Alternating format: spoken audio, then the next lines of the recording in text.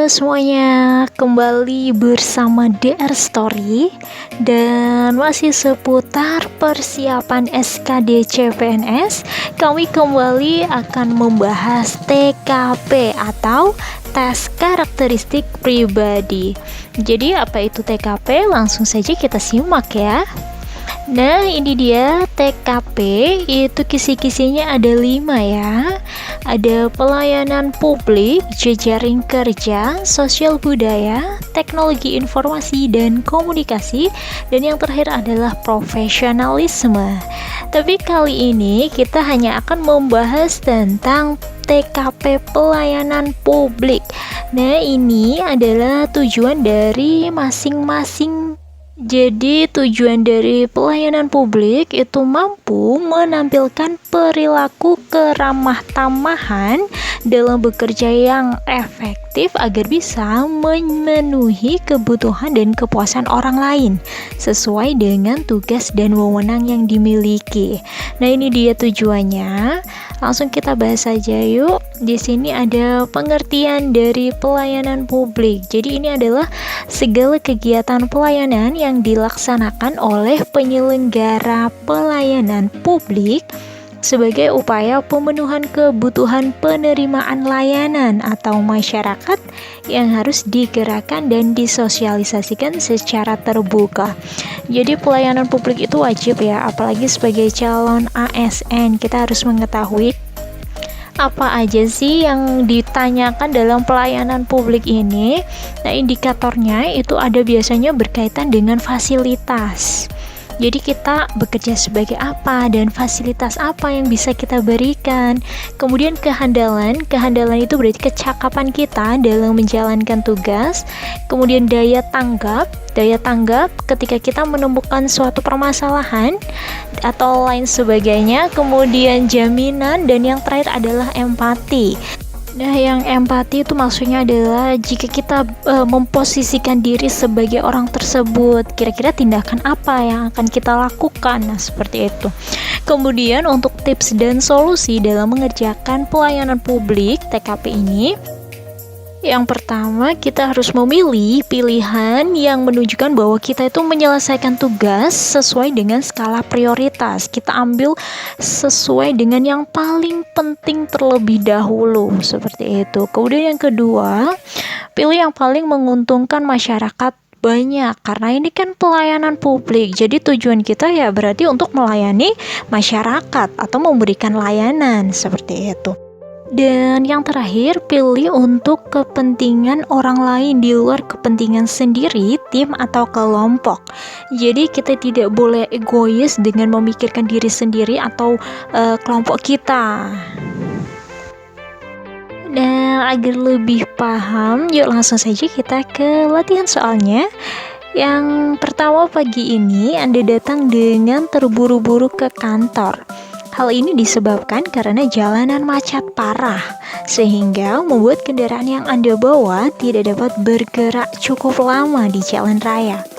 Sehingga pada saat sampai di kantor, Anda hampir terlambat, sedangkan semua karyawan setiap paginya diwajibkan untuk melakukan absen berbasis teknologi, yang jika Anda telat, maka dianggap tidak hadir. Pada saat Anda hendak terburu-buru menuju tempat absen, Anda melihat seorang ibu-ibu sedang kebingungan untuk mencari pelayanan. Sedangkan satpam yang biasanya bertugas menunjukkan tempat itu belum hadir. Yang akan Anda lakukan adalah, dan di sini keywordnya kan kita sedang buru-buru menuju tempat absen, dan absennya itu juga jika kita telat maka kita dianggap tidak hadir. Jadi intinya kita tidak boleh telat ya. Kemudian kita melihat ibu-ibu sedang bingung mencari pelayanan. Oke, kita langsung ke pilihan jawabannya. Yang A, memberitahu arah tempat layanan tersebut. Kemudian absen. Nah, di sini berarti memberitahu arah tempat layanan. Ini sudah termasuk ke dalam pelayanan ya. Kemudian absen, berarti ini juga tetap profesional. Kita tetap harus absen agar dianggap hadir, seperti itu. Jadi yang A bisa jadi kemungkinan jawabannya. Kemudian yang B, menyuruh menunggu karena petugas belum hadir. Dan untuk yang B ini kan kita menyuruh menunggu, berarti berarti kita tidak memberikan pelayanan kan? Walaupun sebenarnya kalau ini semisal dalam bentuk atau dalam kisi-kisinya itu profesionalisme, ini bisa masuk karena kan memang itu bukan job desk kita, jadi lebih baik menyuruh ibu-ibu tersebut menunggu. Tapi untuk pelayanan publik ini kurang tepat ya. Kemudian untuk yang C, menyapa ibu-ibu itu dan menanyakan keperluannya, kemudian kamu tinggal. Sebenarnya menyapa ibu kemudian menanyakan keperluan itu sudah termasuk ke dalam pelayanan ya, tapi kemudian kamu tinggal. Nah ini berarti kayak PHP nggak sih? Kita udah nanya kemudian malah ditinggal aja. Nah, ini berarti kita tidak memberikan pelayanan secara maksimal kan? Oke, lanjut ke yang D, mengajak ibu itu untuk ikut kamu absen sehingga bisa menanyakan keperluan dan mengantarkannya. Untuk yang ini sekilas menanyakan keperluan sama mengantarkan itu bentuk pelayanan ya, tapi dilihat dari mengajak ibu itu untuk ikut kamu absen. Nah ini kan sangat tidak efektif, berarti bolak-balik. Padahal kan ada cara yang lebih efektif, yaitu hanya memberikan arahnya saja. Nah berarti yang dia juga tidak mungkin ya. Yang mengantarkannya ke tempat yang dia tuju baru absen. Nah kalau yang ini berarti kita berhati malaikat ya, karena kita langsung mengantarkannya ke tempat yang dituju. Tapi ingat, ini kan kita posisinya itu dalam keadaan terburu-buru. Kalau kita telat, maka kita tidak dianggap hadir. Nah jadi kan percuma ya kita memberikan pelayanan tapi profesionalisme kita tidak ada, atau kita dianggap tidak hadir. Jadi untuk pilihan yang ini sangat tidak efektif ya, karena merugikan diri kita sendiri dan juga ini tidak profesional. Oke, jadi untuk soal yang ini jawaban yang paling tepat adalah yang A, karena ini memberitahu arah itu kan tidak membutuhkan waktu yang banyak. Kita sudah memberikan pelayanan dan kemudian kita tetap absen sesuai dengan waktunya. Jadi intinya kita harus menyesuaikan dengan kondisi kita. Jangan sampai kita hanya membantu kemudian malah merugikan pekerjaan atau profesionalisme kita dalam pekerjaan tersebut. Dan ini dia masing-masing nilai dari pilihan jawabannya. Lanjut, Anda adalah member tim acara dari salah satu organisasi di kampus Anda. Pada saat hari pelaksanaan acara, ternyata di kampus Anda ada kegiatan donor darah. Sikap Anda yang paling tepat adalah, nah ini salah satu FR dari tes CPNS 2019 kemarin ya. Keywordnya adalah Anda sebagai member tim, kemudian berbarengan dengan acara Anda itu ada kegiatan lain. Oke, untuk pilihan yang A, bergegas membentuk tim tambahan agar acara tim Anda berjalan dengan lancar. Membentuk tim tambahan, ingat Anda di sini posisinya itu sebagai member. Jadi Anda tidak mempunyai wewenang untuk membentuk tim baru atau tim tambahan. Kemudian yang B, merancang ulang konsep agar seluruh acara hari itu bisa berjalan dengan baik demi kebaikan acara. Nah ini sebenarnya maksudnya itu positif ya, karena kan agar acaranya bisa berjalan dengan baik. Jika memang tidak ada pilihan jawaban yang lebih tepat ya, ini bisa jadi salah satu pilihan jawaban yang tepat. Tapi merancang ulang itu kan sebenarnya lebih ke tugas dari ketua tim. Nah kita kunci dulu, kita tinggal dulu, kita lanjut ke yang C. Siap sedia akan semua yang dipinta oleh tim maupun ketua tim. Nah ini baru tugas member tim yang baik ya. Jadi kita harus siap nanti apapun yang ditugaskan, walaupun itu tugasnya baru, kita tetap harus siap. Nah untuk yang D, melaksanakan sesuai rencana sebelumnya, yang penting tidak ada kendala. Nah ini yang penting tidak ada kendala itu lebih ke sikap pasrah ya. Jadi ini juga bukan jawabannya. Kemudian yang E, meminta ketua tim untuk membina para anggotanya. Nah ini meminta itu kan berarti kita kayak menyuruh. Nah ini juga kurang tepat. Jadi jawaban yang paling tepat untuk soal ini adalah yang C. Dan ini dia untuk masing-masing nilai dari pilihan jawabannya. Lanjutnya, nomor 3, Anda adalah seorang petugas front office di suatu rumah sakit terbesar.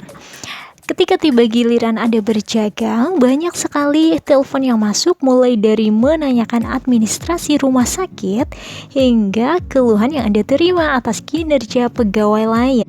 Tidak hanya pada saat bekerja, ketika waktu istirahat pun Anda mendapat banyak telepon yang mengkomplain hal yang sama.